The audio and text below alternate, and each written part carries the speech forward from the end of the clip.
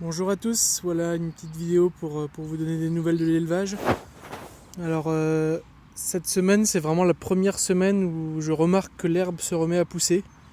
Je suis très content et elle se remet à pousser même sur les endroits qui ont été complètement piétinés en hiver. Donc il y a peut-être juste l'entrée du poulailler qui va rester un peu à nu.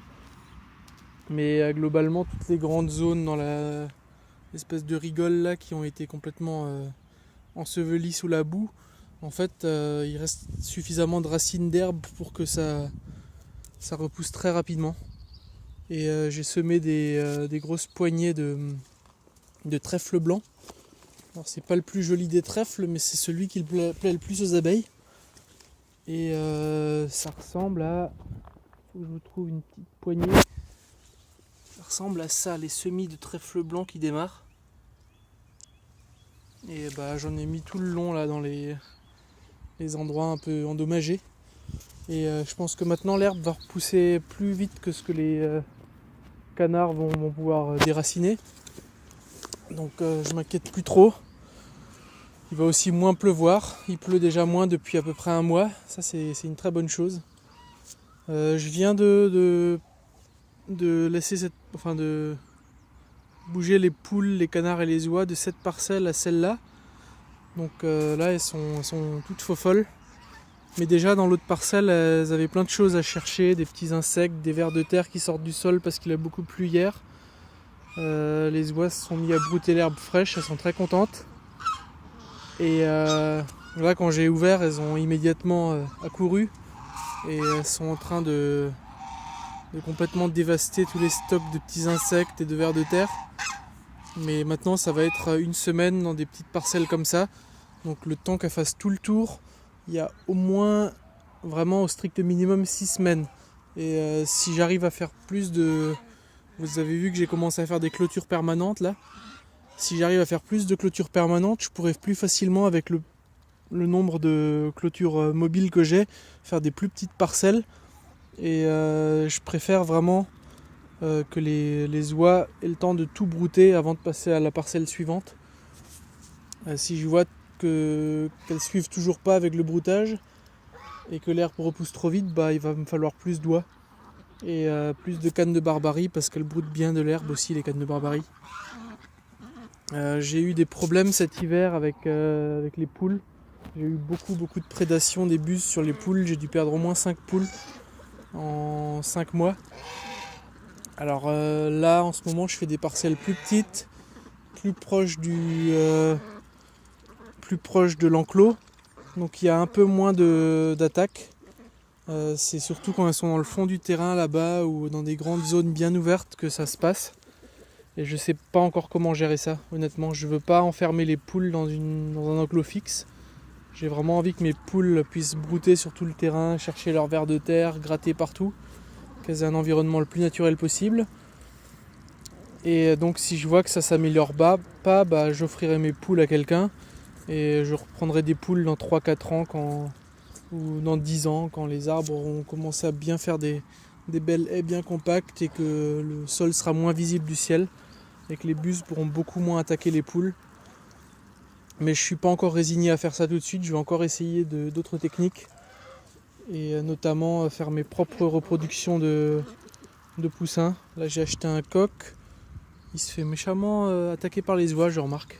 Il lui manque des plumes sur son aile parce que quand il essaye de violer des cannes, les oies l'attrapent et lui arrachent des plumes. Donc voilà, je vais pas le plaindre pour ça. Je disais, je suis en train de faire mes propres reproductions et je vais amener des poules de variétés différentes les unes des autres, le plus rustique possible, le plus vif et le plus alerte possible. S'il faut, je prendrai des poules naines, mais je pense qu'elles se feront plus attaquer que les grosses poules, donc c'est une mauvaise idée peut-être. Mais je vais essayer et je me retrouverai à un moment donné avec des poules beaucoup plus capables de surveiller le ciel, de se prémunir contre les attaques.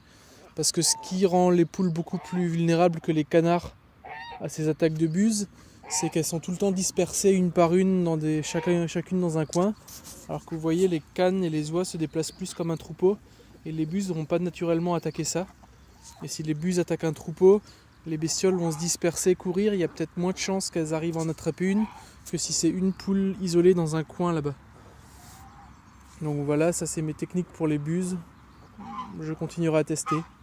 Je peux pas continuer à perdre une poule par mois, mais je pense que ça peut s'améliorer avec le temps. C'est toujours les poules débutantes et les petites et celles qui n'arrivent pas à bouger vite qui se font bouffer.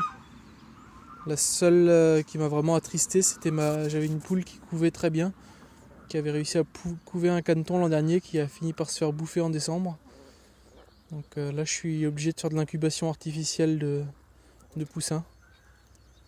Là j'ai mon canard Georges qui boite assez violemment depuis 2 jours. Il a dû essayer de sauter sur une canne et il y a une oie qui a dû essayer de sauter sur tout le monde en même temps. Je sais pas trop comment il se débrouille, mais c'est celui qui boite le plus souvent. Mais ça finit toujours par s'arranger, il marche déjà mieux qu'hier. Donc voilà pour les nouvelles de l'élevage. Vous voyez que la mare maintenant est isolée en permanence. Enfin, j'ai encore ce coin là qui n'est pas complètement fermé parce que je vais pouvoir y accéder avec la brouette pour finir de bien creuser la mare dès qu'elle sera complètement asséchée. Je vais peut-être même la sécher à la pompe pour pouvoir le faire un peu plus tôt. Donc donner la forme définitive à la mare, fermer ce coin là, bâcher la mare parce que j'ai pas un sol qui se prête à l'étanchéification naturelle. Donc il va falloir que je mette une bâche. Et à partir de là, les canards n'ont plus accès à cette mare. J'ai un stratagème que je suis en train de développer pour qu'elles aient de l'eau courante, pour qu'elles aient toujours de l'eau fraîche en permanence, qui arrivera du ruisseau dans le fond là-bas, avec une toute petite pompe. Et ça sera des quantités minimes, mais ça sera de l'eau dans un tout petit bac qui sera renouvelé en permanence. Donc en été, j'aurai pas à m'inquiéter de changer l'eau 3 fois par jour. Elles pourront toujours venir chercher une bectée d'eau fraîche. Et les poules, pareil, je ferai un petit système de cascade où l'eau passe d'abord dans un petit bac en hauteur sur lequel les poules peuvent facilement monter, mais pas les canards. Comme ça, mes poules n'ont pas à boire l'eau dégueulasse des canards. Ça sera bien mieux pour la cohabitation. Voilà, pour finir cette vidéo, je vous montre que ma ruche, celle que je croyais morte, est encore en vie en fait. Elle est juste super faible. Mais il y a des abeilles dedans.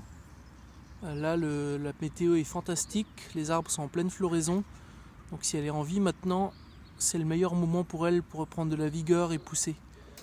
On va voir ce que ça donne d'ici quelques semaines, parce que c'est une des ruches que j'avais prévu de diviser en milieu de printemps. Elle sera peut-être pas assez forte pour être divisée, mais au moins elle survivra et elle sera divisée l'an prochain. La ruche là-bas, elle se porte très bien, la ruche du fond est morte par contre. Donc là j'ai 2 ruches en vie. J'espère les diviser au moins une fois chacune, donc j'aurai 4 ruches à la fin de la saison. Et ensuite, j'y toucherai pas, je récolterai pas le miel cette année. Et j'essaierai de les laisser bien remplir leur stock et survivre à l'hiver sans nourrissage cette année. Et l'an prochain, j'en diviserai la moitié et l'autre moitié sera récoltée.